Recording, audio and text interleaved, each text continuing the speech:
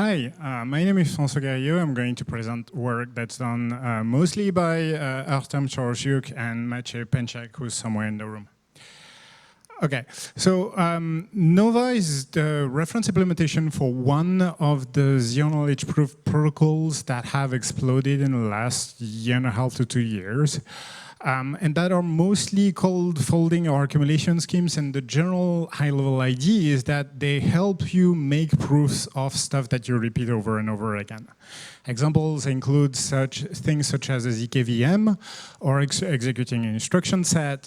We've had a talk that exemplified one of those patterns today. Guess which one it was. But the crypto is evolving very fast.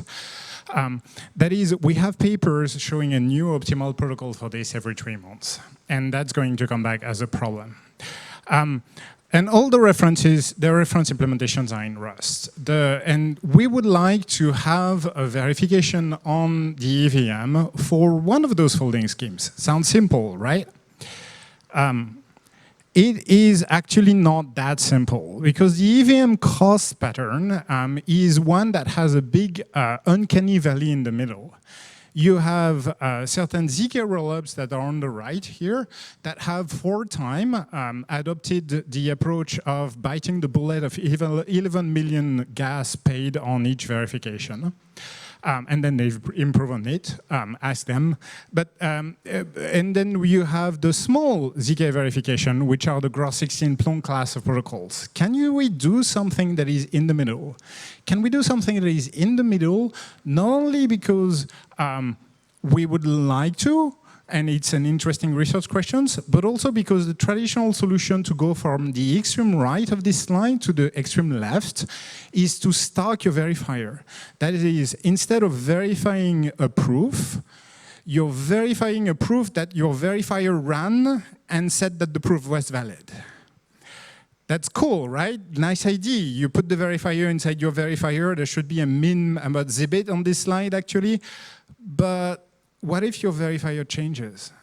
I said cryptographic protocols change every 3 months. That's not gonna, if we have to rewrite this project every 3 months, this is not gonna work. We're a tiny startup. We don't have enough people to do that. So we're trying to dog food our own silly ideas. That is, the Nova protocol, as it stands, finishes with a snark that is not really amenable to Ethereum cost verification. We're changing that snark. We're changing the cryptography. So we are ourselves not only receiving the work from the community of cryptographers that is improving folding schemes, but we're revising the cryptography ourselves to make it more Ethereum compatible. And initial obstacles that we've encountered are things such as the Nova reference implementation requires insanely huge public parameters. It's also implemented on a different curve cycle than what we have preconfiles for on the EVM, so the crypto is wrong.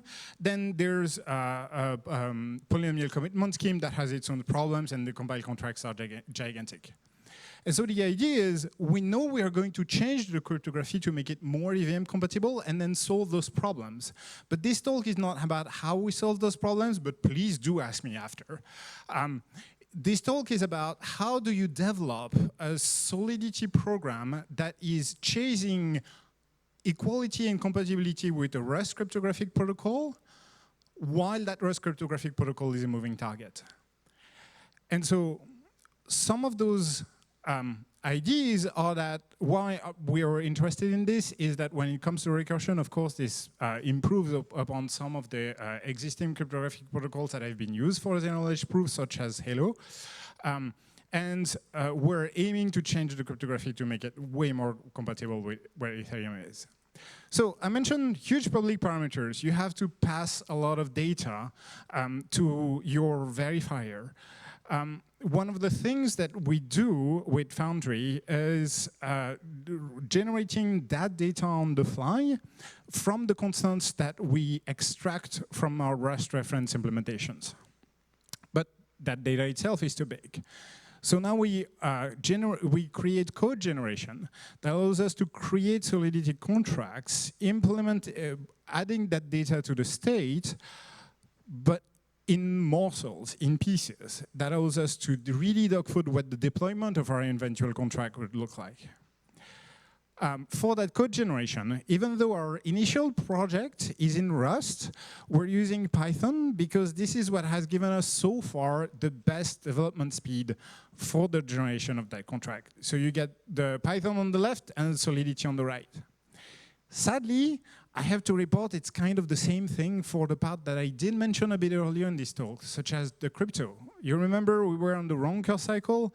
So now our Solidity verification has to implement operations that are for one side on which we're testing, not using precompiles, but re-implementing curve arithmetic. And on the other side, which has precompiles, we're reusing them directly.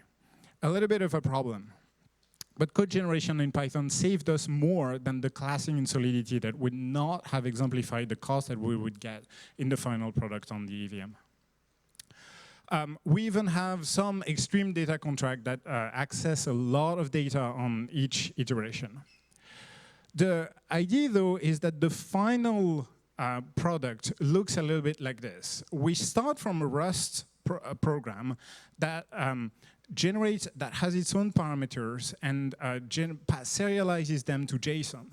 And we use JSON as a data interface between the Rust and the Python. And all of the validity of our Solidity deployment basically relies on that serialization pipeline on which we really hope there aren't any bugs.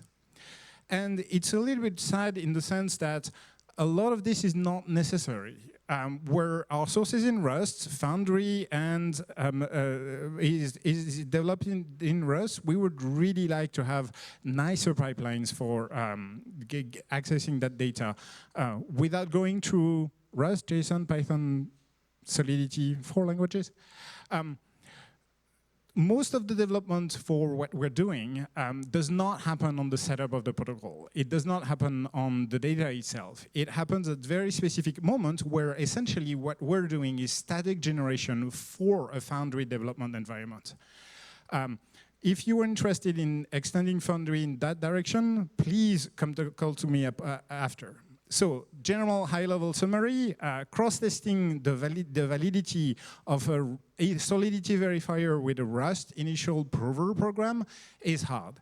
We rely heavily on code generation, both for things like genericity, generation of crypto primitives and parameter data, including some of it at testing time. And it would sure be nice to have the hooks to allow this at testing time. Finally, what we've eventually converged to is, instead of having this live generation, equipping an Anvil node with custom data contracts for the purpose of that testing. Anvil and Foundry have helped a lot. If you're interested in how they could help more, please contact me after.